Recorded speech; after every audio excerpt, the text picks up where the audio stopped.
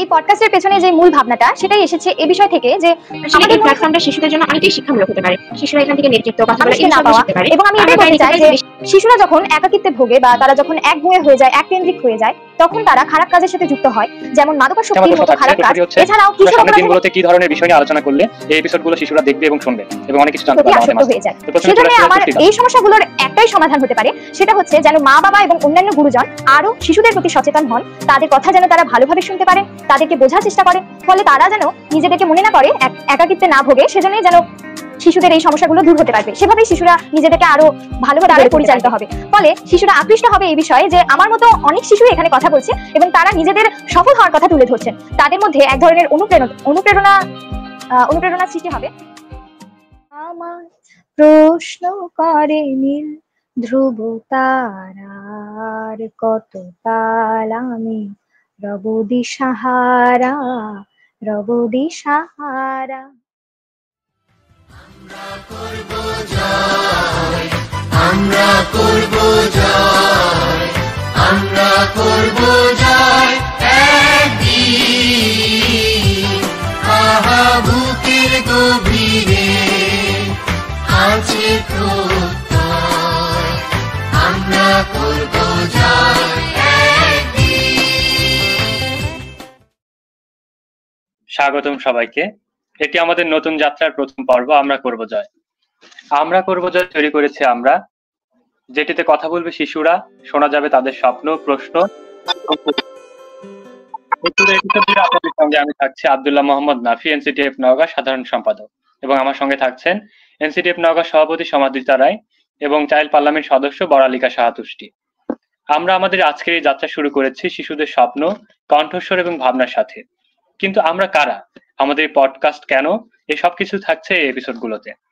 তো প্রথমে চলে যেতে চাই আমাদের সভাপতি সমাদৃতা রায়ের কাছে। সমাদৃতা রায়, কেমন আছো? এই তো আমি অনেক ভালো আছি। সকলকে শুভেচ্ছা এবং শুভ সন্ধ্যা। শুভ সন্ধ্যা। তো তুষ্টি, কেমন আছো? ভালো আছি, সকলকে শুভেচ্ছা।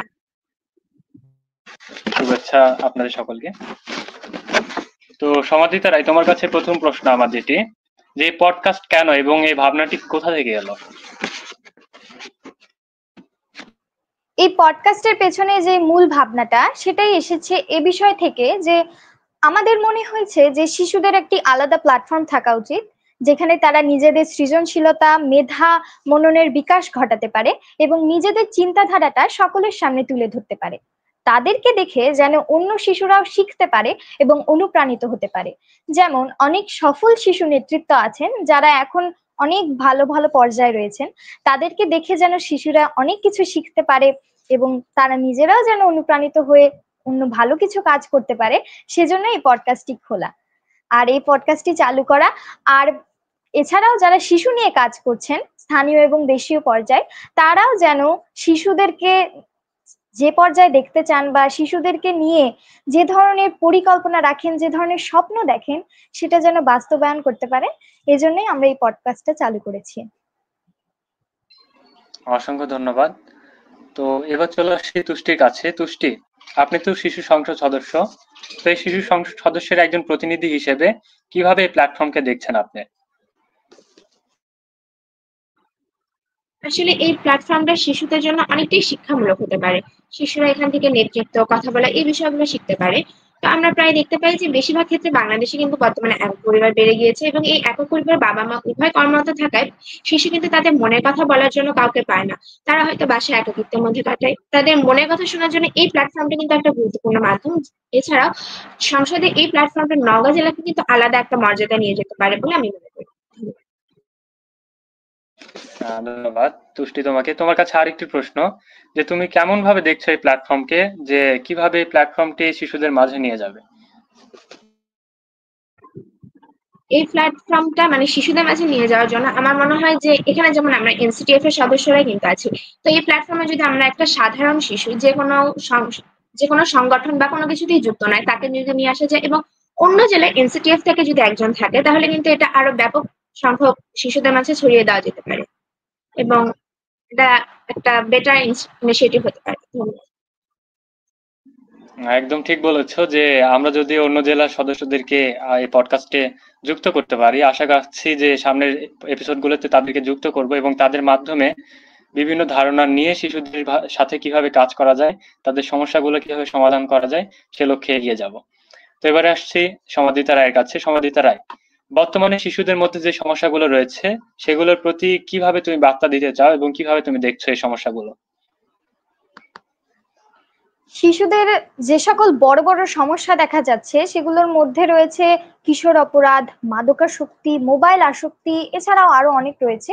এবং এটার সর্বোৎকৃষ্ট কারণ হচ্ছে মূল্যবোধের অবক্ষয় এবং যথাযথভাবে অ্যাটেনশন না পাওয়া বা নিজেদের কথা বলার একটা কোনো মানুষকে না পাওয়া।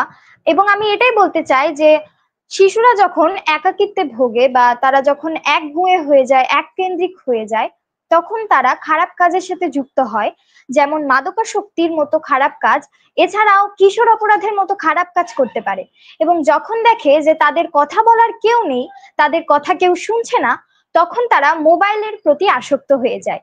সেজন্য আমার এই সমস্যাগুলোর একটাই সমাধান হতে পারে, সেটা হচ্ছে যেন মা বাবা এবং অন্যান্য গুরুজন আরো শিশুদের প্রতি সচেতন হন, তাদের কথা যেন তারা ভালোভাবে শুনতে পারেন, তাদেরকে বোঝার চেষ্টা করেন, ফলে তারা যেন নিজেদেরকে মনে না করে একাকিত্বে না ভোগে, সেজন্যই যেন শিশুদের এই সমস্যাগুলো দূর হতে পারবে, সেভাবেই শিশুরা নিজেদেরকে আরো ভালোভাবে গড়ে তুলতে পারবে।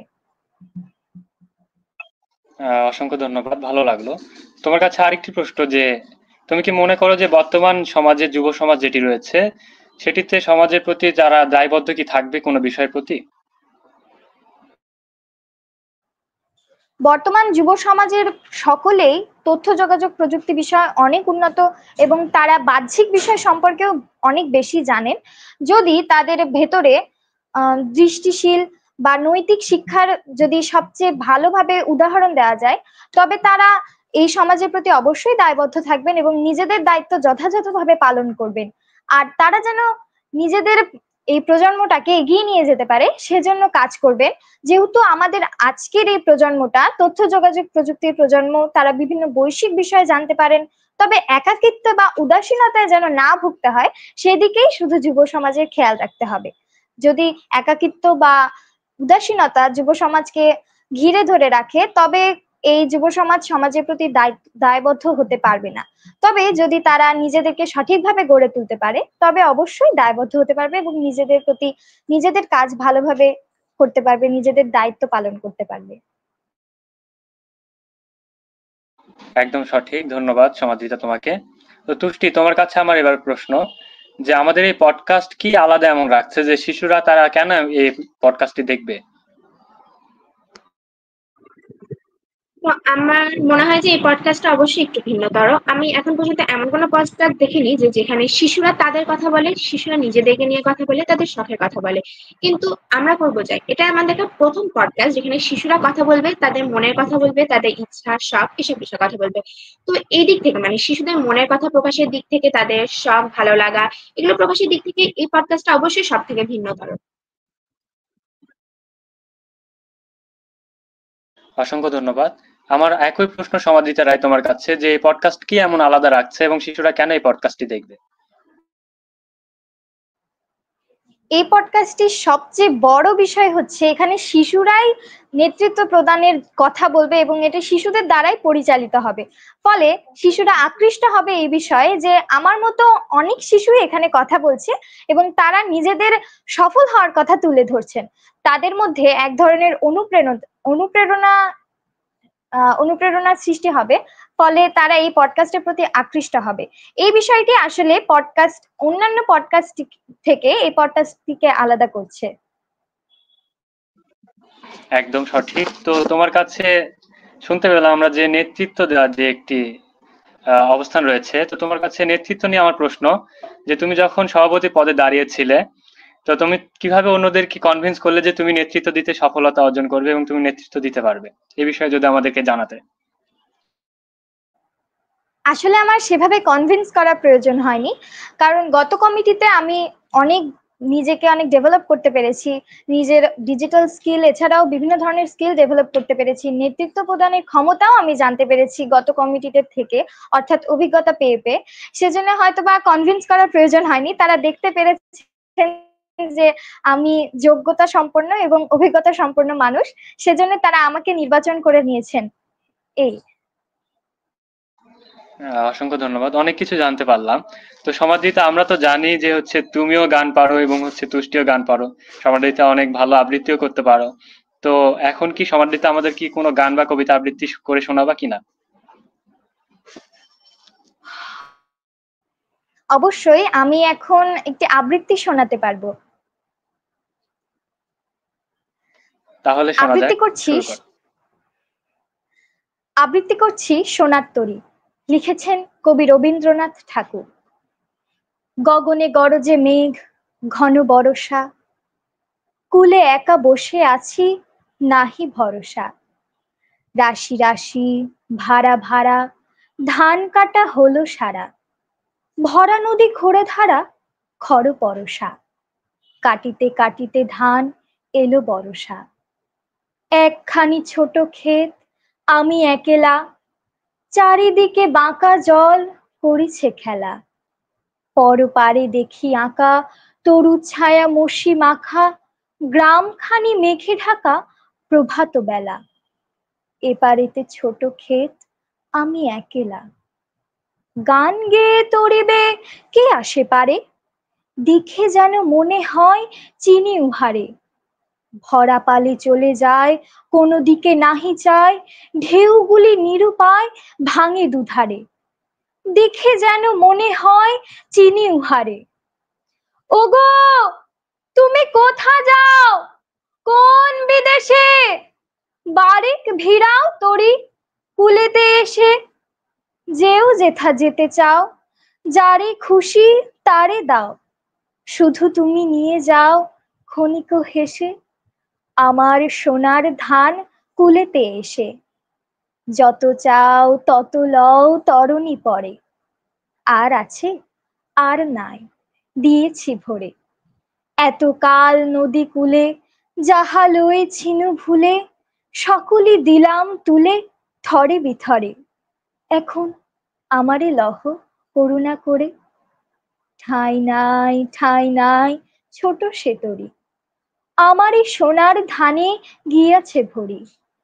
শ্রাবণ গগন ঘিরে, ঘন মেঘ ঘুরে ফিরে, শূন্য নদীর তীরে রহিন উপরি। যাহা ছিল নিয়ে গেল সোনার তরী। ধন্যবাদ। দারুণ দারুণ, অসাধারণ মনোমুগ্ধকর অবস্থার সৃষ্টি হয়েছিল আমাদের মাঝে, একদম অসাধারণ ভাবে শুনছিল আমরা। অসাধারণ হয়েছে সমাদৃতা।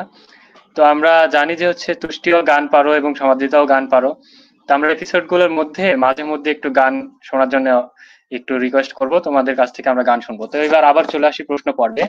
দুজনের কাছে আমার প্রশ্ন থাকছে, প্রশ্নটি হচ্ছে আমরা সামনের দিনগুলোতে কি ধরনের বিষয় নিয়ে আলোচনা করলে এই এপিসোড গুলো শিশুরা দেখবে এবং শুনবে এবং অনেক কিছু জানতে পারবে আমাদের মাঝ থেকে। তো প্রথমে চলে আসতে চাই তুষ্টির কাছে।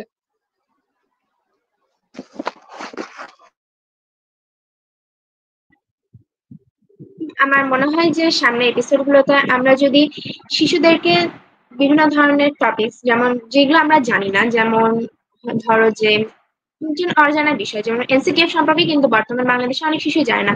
তো এনসিটিএফ বা শিশু বিকাশ, এই ধরনের বিভিন্ন ধরনের সংগঠনের তথ্য কিংবা কোনো কো কারিকুলাম অ্যাক্টিভিটিস, এগুলো সম্পর্কে যদি আলোচনা করি তাহলে অতি সংখ্যক শিশু এটার প্রতি আকৃষ্ট হতে পারে। এছাড়া আমরা এই পডকাস্টে যদি যেগুলো নেতৃত্ব বা কথা বলে এই ধরনের বিষয়গুলো নিয়ে আলোচনা করি তাহলেও কিন্তু অনেক শিশু আসতে পারবে, এবং বিশেষভাবে বেশি গুরুত্ব দিতে হবে যেন শিশুরা এখানে থাকে। অসংখ্য ধন্যবাদ। আর সমাধিতে তোমার কাছে চলে আসছি একই প্রশ্ন, যে আমরা সামনের দিনগুলোতে কোন বিষয় নিয়ে আলোচনা করলে পডকাস্টে শিশুরা শুনবে এবং জানতে পারবে? সামনের দিনগুলোতে আমাদের এমন বিষয়ে পডকাস্টে প্রচার করতে হবে যেসব বিষয়ে শিশুরা আগ্রহ প্রকাশ করবে। যেমন তথ্য ও যোগাযোগ প্রযুক্তি বিষয়টিতে এখন শিশুদের অনেক আগ্রহ রয়েছে। এছাড়াও তারা নিজেদের নেতৃত্ব, নিজেদের সৃজনশীলতা, এসব বিষয়ে যদি তারা দেখতে পায় যে অন্য শিশুরাও নিজেদের সৃজনশীলতা প্রকাশ করছে এই প্ল্যাটফর্মে, তবে তারা এই প্ল্যাটফর্মটিকে বেছে নেওয়ার জন্য আকৃষ্ট, এই প্ল্যাটফর্মটিকে বেছে নেওয়ার জন্য আগ্রহ বোধ করবে। এবং আমি বলতে চাই যে এখনকার যেসব বিষয়ে আমরা বেশি সমস্যার সম্মুখীন হই, সেসব বিষয়ে যদি আমরা আলোচনা করতে পারি, তবে শিশুদেরকে আমরা আকৃষ্ট করতে পারবো। একদম, অসংখ্য ধন্যবাদ সমাধিতা তোমাকে। তো যেহেতু তুমি নেতৃত্ব দিচ্ছ এনসিটিএফ নওগাঁ থেকে, এনসিটিএফ নওগাঁকে নেতৃত্ব দিচ্ছ, তো আমি তোমার কাছে প্রশ্ন রাখতে চাই, শিশুরা কিভাবে নেতৃত্ব দানে পারদর্শী হয়ে উঠবে? শিশুরা নেতৃত্ব প্রদানে পারদর্শী হতে পারবে একটা জিনিসের মাধ্যমে, তাদের পুরনো অভিজ্ঞতা থেকে শিখে। যদি পুরনো অভিজ্ঞতা না থাকে, তবে সৃষ্টি করে নিতে হবে অভিজ্ঞতা। প্রথমবারে অবশ্যই তারা ব্যর্থ হবে এবং এই ব্যর্থতা থেকেই নিজেদের গড়ে তুলতে হবে। নেতৃত্ব দেওয়ার ক্ষমতা তারা এখান থেকেই জানতে পারবে। যেমন আমি গত কমিটিতে থেকে অনেকবার ব্যর্থ হয়েছি, আবার অনেকবার সফলও হয়েছি। যেমন আমি গত কমিটিতে বিভিন্ন অনুষ্ঠান হলে সেখানে নেতৃত্ব প্রদান করেছি, মাঝে মধ্যে ভুল হয়েছে, মাঝে মধ্যে ভালো হয়েছে, তবে এখান থেকে আমি অনেক কিছু শিখতে পেরেছি এবং আমি এখন এনসিটিএফ নওগাঁকে নেতৃত্ব প্রদান করছি। ভালো লাগলো। তো যখন তুমি ব্যর্থ হয়েছিলে তখন কি মনে হচ্ছিল যে এই প্ল্যাটফর্ম থেকে সরে যাওয়া উচিত, না আমাকে সামনে এগিয়ে যাওয়া উচিত? তো তখন মনের মধ্যে একটা যে সংশয় তৈরি হতো, তো অন্যান্য শিশুদের মনেও তো এই সংশয় তৈরি হতে পারে। তো তখন এই সংশয় যখন তৈরি হবে, তখন শিশুদের কি করা উচিত বলে মনে করো তুমি?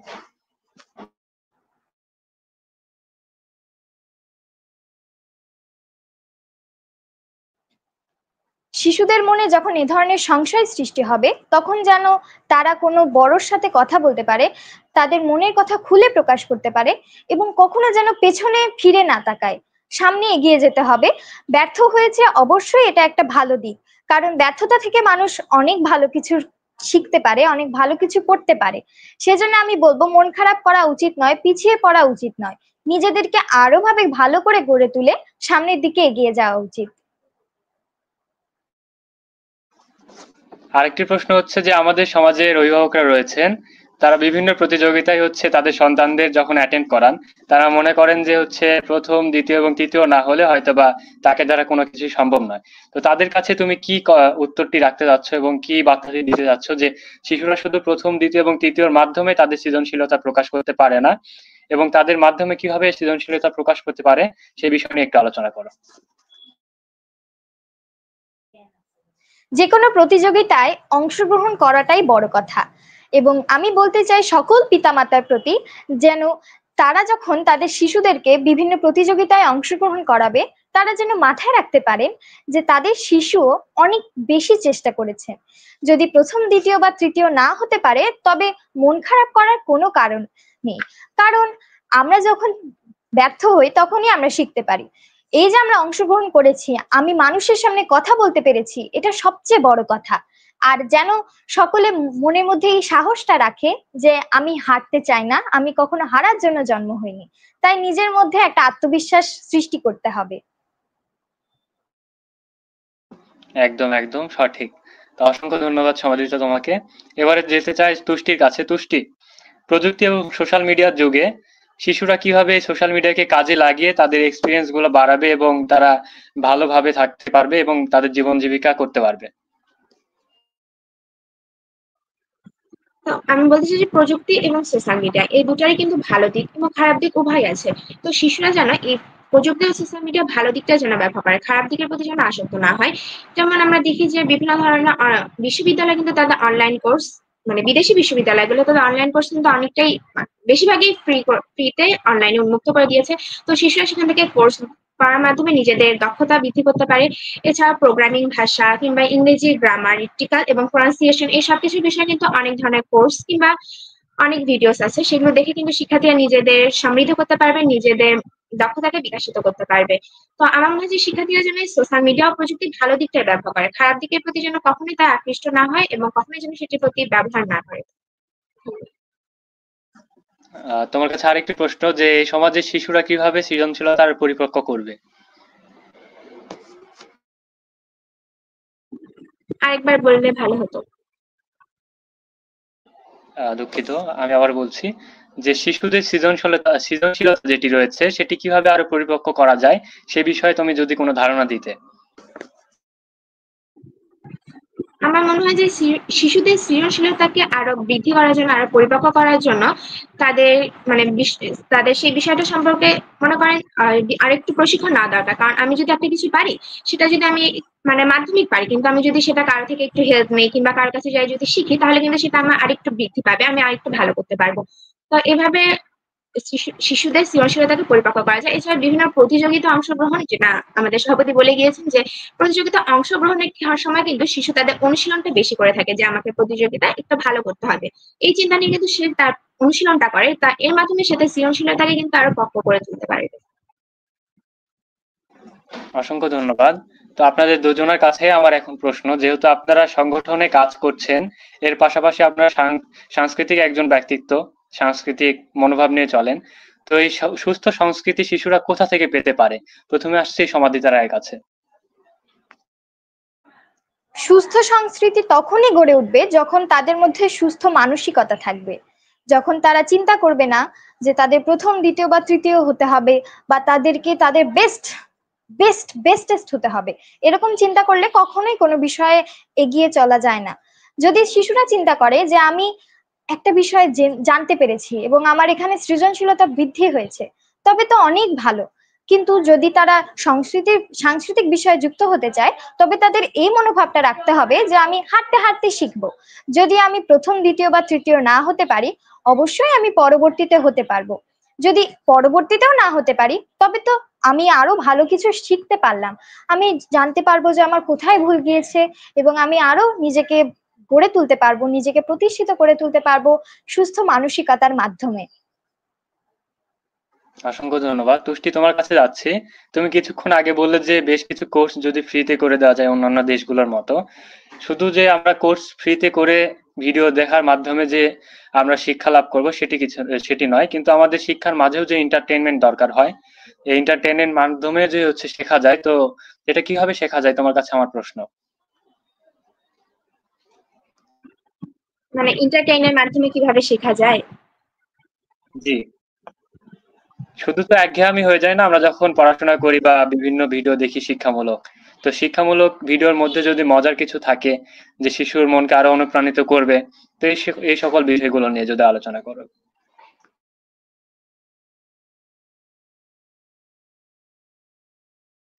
তো আমার মনে হয় যে অবশ্যই পড়াশোনার মধ্যে বা শিক্ষামূলক ভিডিওতে অবশ্যই কিছু এন্টারটেইনমেন্ট থাকা দরকার, তাহলে আমাদের অবশ্যই পড়াশোনা একঘেয়েমি নিয়ে আসবে। তো আমার মনে হয় যে এন্টারটেইনমেন্ট বিষয়টা আমরা যদি নিজেদের মধ্যেও করতে পারি, মানে ধরেন যে আমি পড়াশোনা করছি, তো প্রতি 1 ঘন্টা পড়াশোনায় যদি আমরা 5 মিনিট করে ব্রেক নেই, তাহলে কিন্তু আমাদের পড়াশোনায় একটা নতুন উদ্যম সৃষ্টি হয়, আমরা কিন্তু আবার নতুন করে শুরু করে আবার ভালো ফুল এনার্জি নিয়ে করতে পারবো। কিংবা এই আবার যখন মোবাইলে আমরা কখনো কোনো শিক্ষামূলক কোর্স করি, তো সেখানেও কিন্তু বেশ মানে আমি যে কটা দেখেছি সেগুলো বেশিরভাগ সময় কিন্তু যিনি আমাদের কোর্সটা করান তিনি কিন্তু আমাদের একটু হলেও এন্টারটেইন করার চেষ্টা করেন। তো আমার মনে হয় যে যারা এই কোর্সগুলো উন্নত করবেন তাদের আরো বেশি এন্টারটেইন মানে কিছুটা হলেও একটু রাখা দরকার।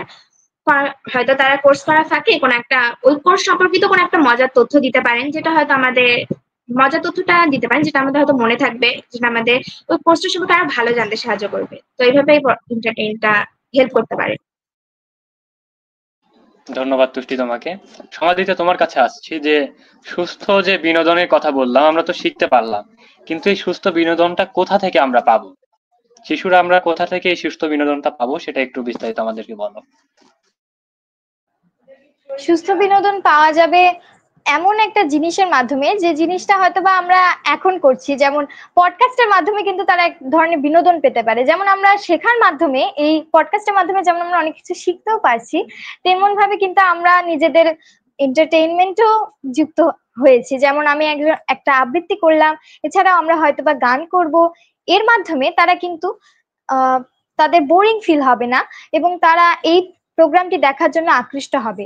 এভাবে যখন আমরা কোনো ভালো জিনিস দেখব, বা এমন একটা জিনিস দেখব যেখানে আমরা নিজেদেরকে নিজেদের ভালো করতে পারি, এছাড়াও যেন আমাদের ব্রেইনটা আমাদের একঘেয়েমি না হয়ে যায় কোনো কিছু, এরকম জিনিস যদি আমরা দেখি তাহলে অনেক ভালো হয়। এই প্রোগ্রামটিও সুস্থ বিনোদনের একটি উৎকৃষ্ট উদাহরণ। অসংখ্য ধন্যবাদ। তুষ্টি, তোমার কাছে চলে যাচ্ছে। তোমার কাছে আমার প্রশ্ন যে বর্তমানে শিশুদের নিয়ে কি স্বপ্ন দেখছো এবং কিভাবে তা বাস্তবায়ন করা যেতে পারে? বর্তমানে শিশুদের নিয়ে আমার যে মেইন স্বপ্নটা আছে সেটা হলো বর্তমান বাংলাদেশে যে শিশুরা আছে তারা যদি দেশীয় এবং বিদেশি পর্যায়ে বাংলাদেশকে যেন সুন্দরভাবে পরিচয় করে দিতে পারে, বাংলাদেশকে সুষ্ঠুভাবে উপস্থাপন করতে পারে, এই বিষয়টা কিন্তু বর্তমান প্রজন্মের কাছে আমাদের সবচেয়ে বড় প্রত্যাশা। শিশুরা যাতে বিদেশে বা দেশীয় বিভিন্ন বড় বড় জায়গায় যে যেন নিজের দেশকে সুন্দরভাবে উপস্থাপন করতে পারে, তো এটা সবচেয়ে বেশি প্রত্যাশা। আর এটা বাস্তবায়ন করার জন্য আমার মনে হয় যে একটা সুস্থ পরিবেশ দরকার। কারণ শিশুদের যদি একটা সুস্থ পরিবেশে বেড়ে ওঠে তাহলে কিন্তু আমরা আমাদের একটা সুন্দর বাংলাদেশ, সুন্দর একটি প্রজন্ম উপহার দিতে পারবে। তো তাই আমার মনে হয় যে এটা বাস্তবায়ন করার জন্য অবশ্যই একটা সুস্থ পরিবেশ, সুস্থ মানসিকতা এগুলো দরকার। একদম সুস্থ পরিবেশই পারে আমাদের শিশুদেরকে সুস্থভাবে রাখতে। তো তুষ্টি, তোমার কাছে একটি গান শুনতে চাই। গান আমাদেরকে একটু শোনা। আমি আসলে একটু অসুস্থ আছি, দুঃখিত।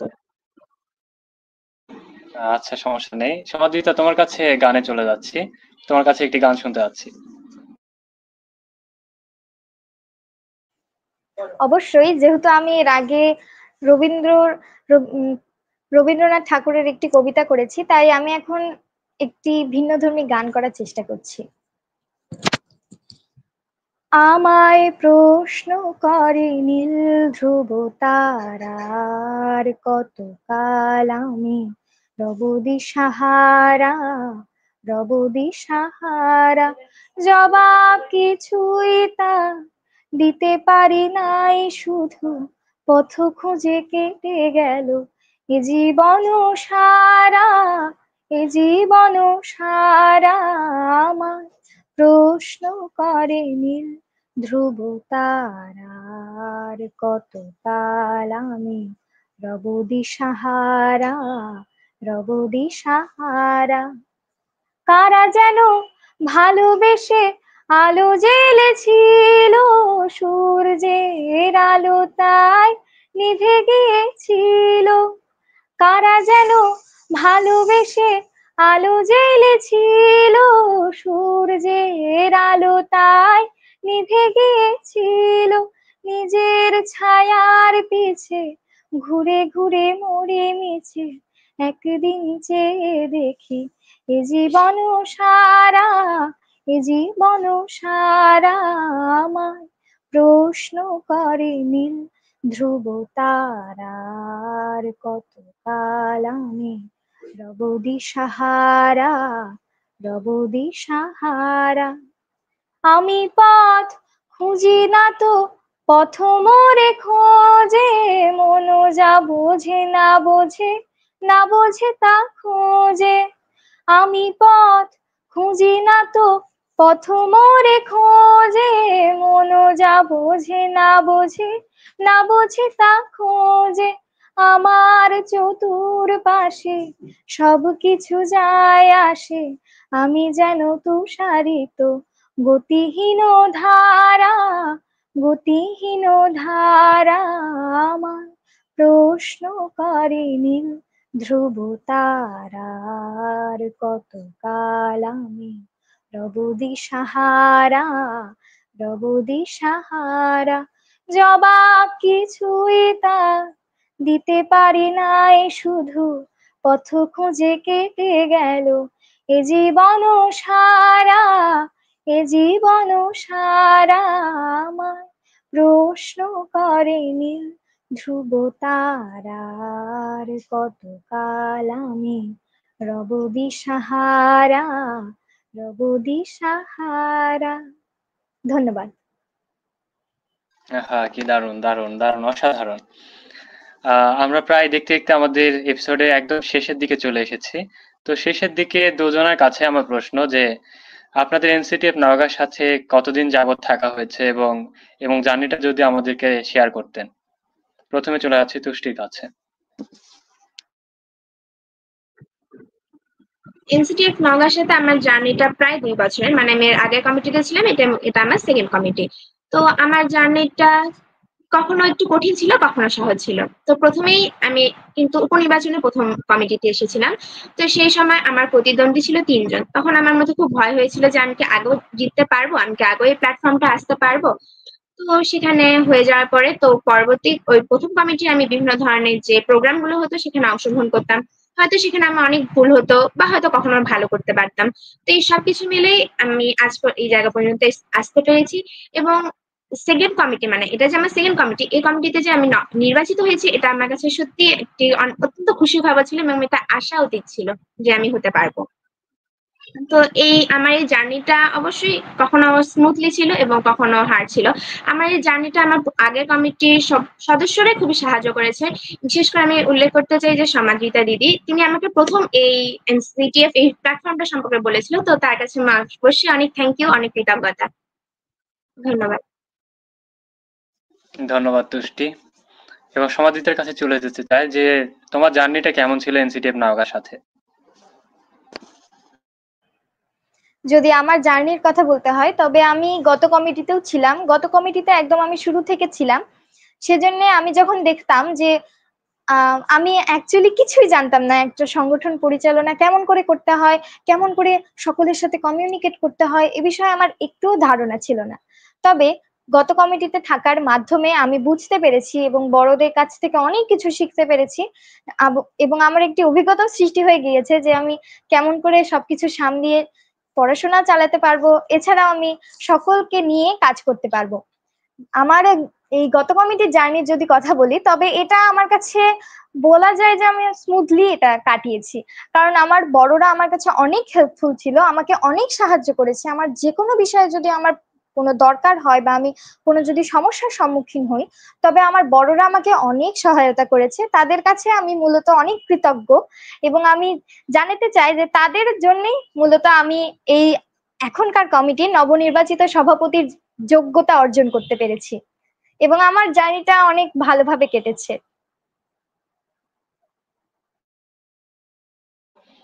অসংখ্য ধন্যবাদ, শুনে ভালো লাগছে। তো সমাদৃতা, তোমার কাছে কি আরেকটি কবিতা আমরা শুনতে পারি?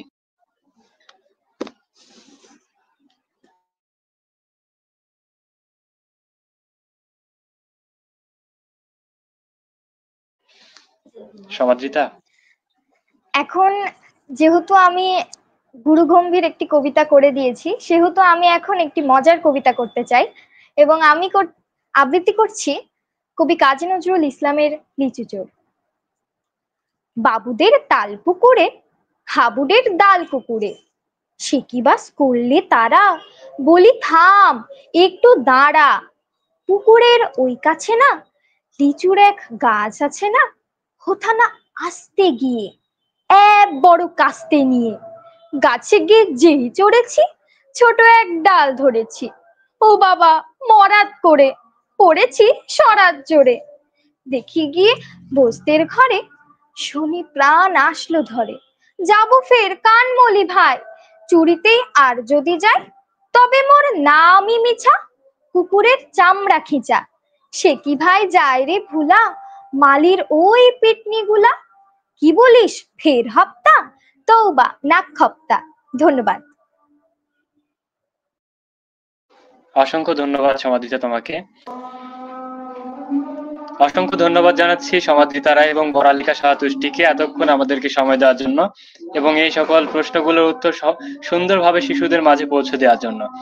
আশা রাখছি যে সামনের এপিসোডগুলো আরো সুন্দর হবে। আপনারা আমাদের পাশে থাকবেন, সকলে আমাদের সাথে থাকবেন, এপিসোডগুলো উপভোগ করবেন। তো আমাদের সামনের এপিসোডে থাকছেন DK Divyamani, deputy speaker, child parliament. তো তার কাছে শিশুদের প্রশ্ন সম্পর্কে আমরা প্রশ্ন করব এবং তাদের স্বপ্ন নিয়ে আমরা জানবো এবং তাদের প্রত্যাশা কি রয়েছে সে সম্পর্কে বিস্তারিত জানবো। এবং তিনি যেহেতু সেন্ট্রালে উচ্চ পর্যায়ে রয়েছেন, নেতৃত্ব দিচ্ছেন, তো তার কাছ থেকে আমরা শিখবো যে কিভাবে নেতৃত্ব দেওয়া যায় এবং অন্যান্য শিশুরা যারা রয়েছে তারা কিভাবে সমাজে নেতৃত্ব দিতে পারে, এই সকল বিষয়গুলো নিয়ে। এতক্ষণ আমাদের সঙ্গে থাকার জন্য আপনাদের সকলকে অসংখ্য ধন্যবাদ জানাচ্ছি। আশা করছি সামনের এপিসোডে আপনারা আমাদের সঙ্গে আবার যুক্ত থাকবেন এবং আমাদের এপিসোড উপভোগ করবেন। অসংখ্য ধন্যবাদ সকলকে। সকলে ভালো থাকবেন, সুস্থ থাকবেন।